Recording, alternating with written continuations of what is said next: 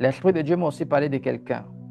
J'ai vu une personne, l'Esprit de Dieu m'a montré des mains. J'ai vu qu'on avait comme amputé 2 doigts. Je voyais 2 doigts qui étaient comme coupés. L'Esprit de Dieu m'a ramené sur le chemin du village de quelqu'un. Et j'ai vu, c'est comme on voulait implanter une école dans ce village. Je vois comment spirituellement on ampute les doigts de quelqu'un pour l'empêcher de réaliser cela.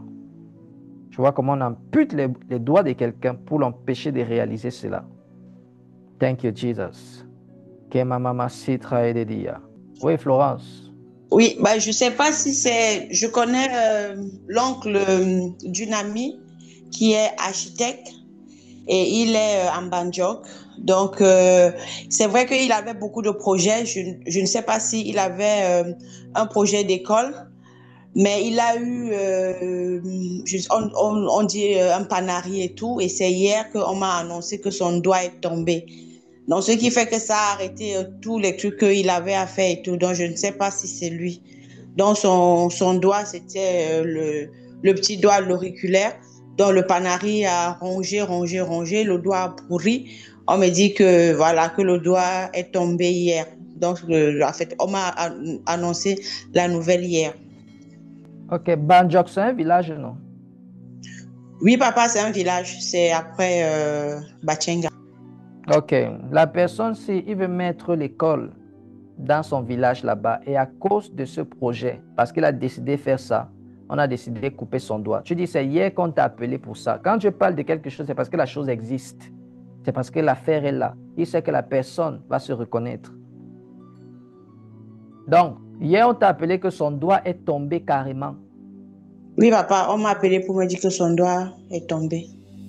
Mon Dieu, Jesus. Tout ça, vous voyez pourquoi le progrès n'arrive pas en Afrique. Dès que vous arrivez dans un village, vous voulez mettre l'école, on vient vous tailler les doigts. Et ce n'est pas un seul doigt, il y a un deuxième qui doit commencer aussi à tomber. Dieu me dit, ça c'est la sorcellerie. Ça c'est la sorcellerie. Alors souvent vous accusez les chefs d'État, n'est-ce pas? Vous accusez les chefs d'État, vous accusez le gouvernement.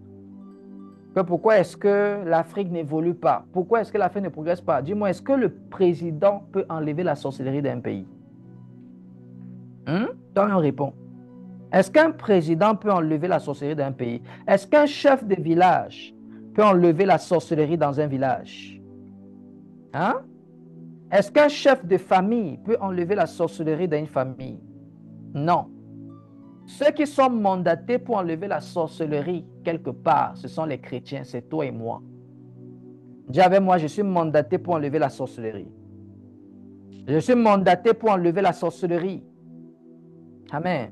Le village ne progresse pas à cause des choses comme ça. Voici un homme qui est bien, il veut faire l'école dans son village, on décide de lui enlever les doigts pour le freiner dans la réalisation de son plan, de son projet, pour que le village n'évolue pas. On n'aime quand les enfants sont délinquants.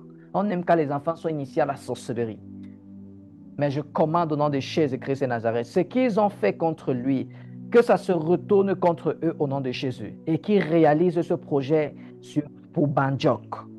Qui réalise ce projet pour Banjok? Qui réalise ce projet pour Banjok? Au nom de Jésus-Christ et Nazareth. Il faut les appeler, tu leur dis.